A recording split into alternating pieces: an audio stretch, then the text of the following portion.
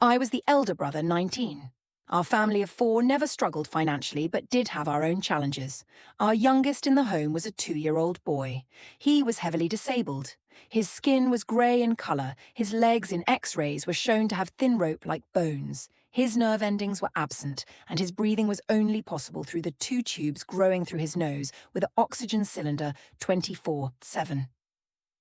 People called my brother the Devil's Child, for he had an immense luck living so long and was alive in such a bad condition. I was with our family, Mum, Dad, at the hospital for daily visiting my brother. Our doctor said it was a miracle the child has lived long enough to live up to 2 years, but will have a maximum lifespan of 3, with a life with even more sufferings. His bones were thinning at an accelerated rate. Doctor took my parents aside, but I could still hear their conversation. Doctor advised my parents to put my brother to sleep the next month, for it would be the best for the parents to not see their child suffer.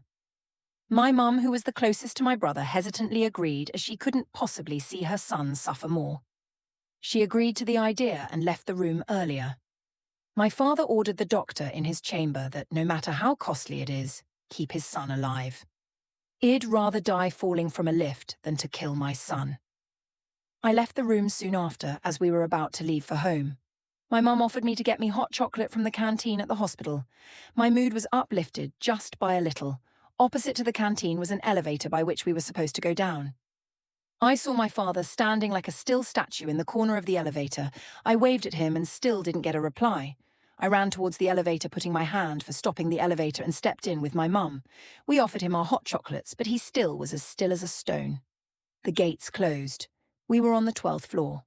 Suddenly, the lift started to malfunction and fall at a tremendous speed. I turned around to see my father wasn't in the elevator with us. Was I hallucinating? We were free-falling at a high speed. The lift was shaking. There were electrical current leaks on the walls. All we could do was stand in the middle. I was certain that me and my mum would die. But the lift came to a stop at the ground floor. I took a deep breath and thanked God for saving me. I thought that was the end of it, but I couldn't be more wrong. Mum was barely conscious when we reached the bottom. She was flat on the ground, but alive. Suddenly the lift cables broke and the lift started to fall even further. We reached basement, lower, lower, lower, lower, and we never experienced such a speed in the elevator. Me and Mum were nearly off the ground. The lift stopped and crashed. The lights went off, my body crumbled with pain. I knew nothing about my mum. But the very next thing I heard in that great darkness and coldness was "fell from the lift" in the most creepy, taunting and heavy voice possible.